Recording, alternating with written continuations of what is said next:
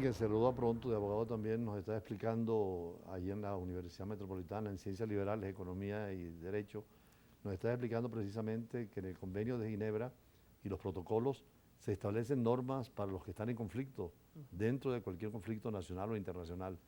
Esos principios, ¿cuáles son normas? Sí, bueno, me permite, embajador, mostrar a la audiencia los cuatro convenios de Ginebra del 12 de agosto de 1949, que son la base fundamental del derecho internacional humanitario o el derecho de la guerra.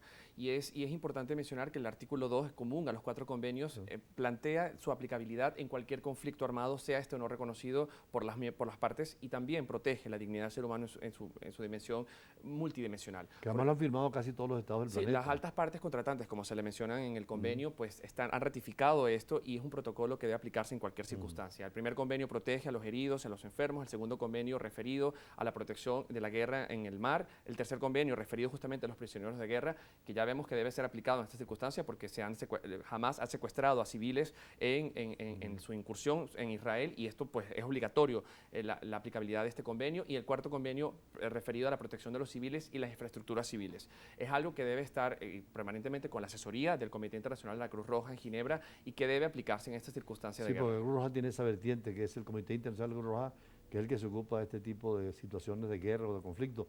Que por cierto, tienes ahí también el texto del protocolo 1 y el protocolo 2, Sí. que son del 77, los otros son del 49, donde se establece precisamente que sean conflictos nacionales o internacionales, esas normas son fundamentales. Así es, embajador. Y aparte, los protocolos del 77 vienen a ratificar y de una forma u otra blindar la protección a los civiles y a las infraestructuras civiles, como son colegios, como son hospitales, y la acción humanitaria en este momento.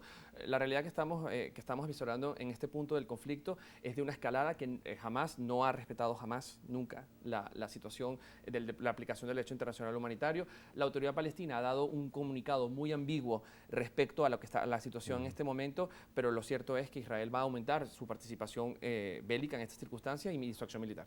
Decíamos que ya el petróleo subió a todas las áreas, pero también las implicaciones que puedan tener con la guerra Ucrania-Rusia, pues es un conflicto que está vigente ya después de 2 años.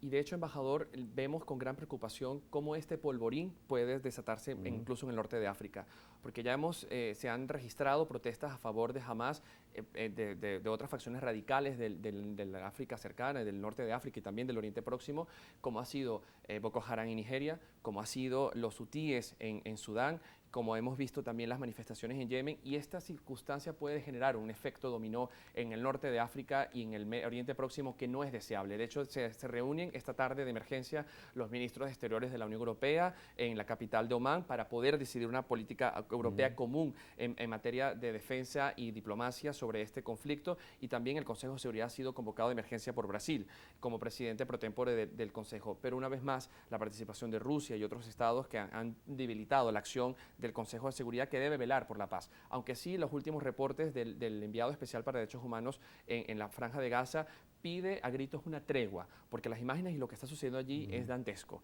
tanto para el lado israelí como para el lado palestino. Y es por eso que el llamado es permanente a la negociación, a la paz y a la resolución de conflictos según el artículo 33 de la Carta de Naciones Unidas. Ahora, dentro de esta problemática también de otras guerras, los propios Estados árabes han sufrido el terrorismo islámico radicalizado. Sí. Es el caso de ISIS en el mundo árabe, que lo han tenido, como también en África. Tú señalabas precisamente dos últimas situaciones complican más la realidad africana. Sí, sí. Y además una inestabilidad política que prevalece, embajador, y lo que estamos viendo en África Occidental es una ratificación de ello, cómo los grupos islamistas radicales incursionan en la política, llegan a implosionar los sistemas políticos de estos estados. Lo estamos viendo en Níger, lo estamos viendo en Gabón, lo estamos viendo en el África Occidental más cercana. La acción del ECOWAS, de la Organización de Cooperación y el Desarrollo Económico de África Occidental, no ha intervenido militarmente en estas circunstancias, pero hay estos grupos que son células terroristas, que están en Mali, que están en Burkina Faso, que generan flujos migratorios extraordinarios por el norte de África, que desestabilizan incluso a países que habían consolidado una cierta democracia, institucionalidad, como es el caso de Túnez tras la primavera árabe.